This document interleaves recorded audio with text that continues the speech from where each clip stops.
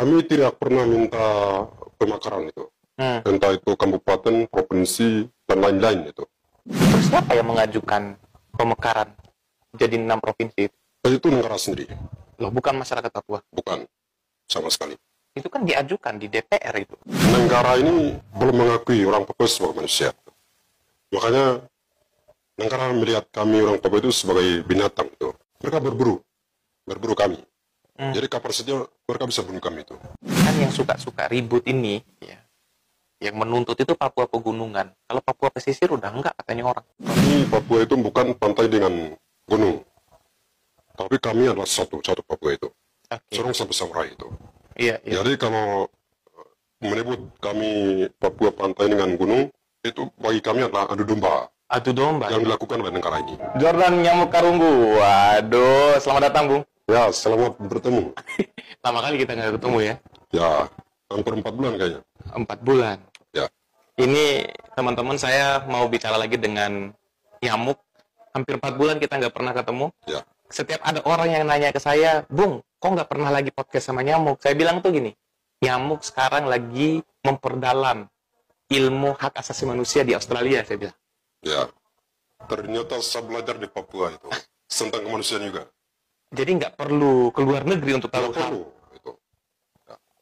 Saya kira ilmu itu sama, jadi kami tidak perlu jauh-jauh. Belajar di mana saja bisa. Cukup di Papua saja kita sudah bisa melihat bahwa di negara ini pelanggaran HAM masih ada. Betul.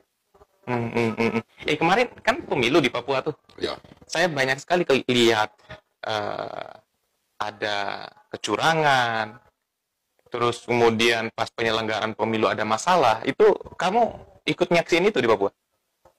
Ya, saya sudah menyaksikan karena saya sudah jalan-jalan 3 provinsi di Papua itu dan beberapa kabupaten, dan pasca pemilihan pada tanggal 14 Februari tahun 2024 itu saya sudah ikuti itu, saya menyaksikan. Bukan mendukung pemilihan umum, tapi saya memang itu mengamati itu di sana. Itu kemarin kamu ikut milih? Saya tidak tahu apakah saya memilih atau tidak, karena beberapa kabupaten di pegunungan itu sistem lokan itu. Benar. Jadi yang memiliki kewenangan penuh adalah kepala desa. Cuman saya mau tahu, misalkan kalau polanya atau metodenya tuh kayak di wilayah lain di Indonesia, one man one vote, 1 orang 1 suara itu, kamu milih nggak? Tentu saja saya tidak memilih itu. Kenapa? Kalau ketiga memberikan hak menentukan, maka saya memilih itu. Ya, tapi kalau soal politik Indonesia, saya tidak akan memilih. Tidak percaya? Dulu sampai hari ini saya tidak pernah memilih. Tidak percaya? Ya, serius. Ya, karena yang akhirnya ini sama sih, mereka teman-teman juga yang nggak percaya memboikot pemilu itu nggak percaya bahwa pemilu Indonesia itu benar-benar bisa mensejahterakan rakyat. Itu hanya cara kapitalisme katanya. Ya, benar. Siapapun presidennya, Papua tetap tertindas. Saya kira presiden Indonesia pertama sampai dengan hari ini itu adalah presiden Indonesia itu, bukan presiden Papua. Gitu. Jadi mereka tidak akan memberikan ruangan kepada rakyat Papua. Apalagi untuk melindungi hak asasi manusia itu. Itu sama sekali tidak ada. Itu membuktikan bahwa tanggal 16 Maret 2006 sampai hari ini, tanggal 16 Maret 2024, ini pelanggaran HAM yang dilakukan oleh negara itu di Uncen. Akhirnya kita atau mahasiswa Papua lah gitu ya, nggak pernah percaya dengan sistem penyelenggaraan pemerintah hari ini. Tidak tahu teman-teman lain, tapi saya memang tidak percaya itu. Ya, karena saya melihat mereka ketika mau merebut kekuasaan itu memberikan janji-janji. Misalnya, kampanye Joko Widodo pada tahun 2014 itu dia berpidato di Jayapura. Iya. Bahwa ketika saya menjadi presiden, maka saya menyelesaikan pelanggaran HAM masa lalu dan sekarang, tapi dia sudah 2 periode. Namun sampai hari ini belum pernah selesaikan itu pelanggaran HAM. Udah mau selesai jabatannya Ya, sudah jadi selesai. presiden. Ya, mungkin hari ini dilanjutkan oleh dia punya anak bersama Prabowo itu. Prabowo juga pelanggar HAM orang bilang. Itu bukan pelanggaran HAM, tapi penjahat HAM dia. Ais. Ya, atau Prabowo. pelaku HAM dia. Itu membuktikan bahwa dia pernah sebagai pemimpin perang atau panglima perang di daerah saya. Itu tahun 1996 dengan kami kenal dengan pembebasan Sandra Mapenduma itu. Itu dia pelakunya. Dindungga ya. Betul. Yang saya ingin coba lihat itu gini, kayak kan orang bilang gini, ya apa sih nyamuk teman-temannya ini, teman-teman Papua, apalagi yang dicari gitu loh. Kan di Papua udah hidup udah mulai bagus gitu. Apalagi sih yang dicari? Nah, hari ini rakyat Papua berteriak itu bukan minta pembangunan, bukan minta jalan tol, aspal, atau minta uang itu, atau otonomi khusus dan lain sebagainya. Tapi hari ini mereka berteriak dan minta adalah itu mengembalikan hak mereka yang sudah dirampas oleh negara ini. Kita jangan dulu ke situ. saya mau tanya ini, kondisi di Ndungga gimana sih sekarang di Papua? Masih susah akses kah? Jalan-jalan, jaringan masih? Kalau membicarakan di Duga ini, saya kira sudah ketinggalan dalam pembangunan itu.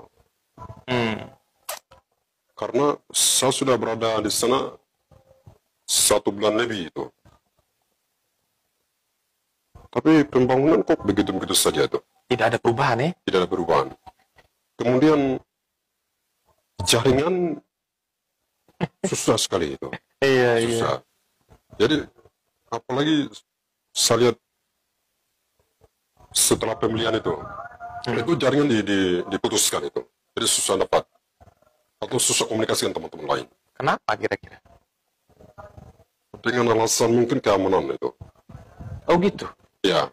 Dan lebih fatal lagi adalah ketika rakyat juga masuk keluar ke Mamlaka, ke Timika itu sering periksa oleh pihak kepolisian. Di sweeping? Dengan gabungan. Masih kayak gitu ya di Papua sekarang? Masih. Jadi saya beberapa kali saya lihat di Bandara itu ibu-ibu yang bawa anak. Ibu-ibu Papua Duga itu kan mereka biasa isi anak di dalam noken kami sendiri. Noken, ya, iya. Atau tas. Tahu.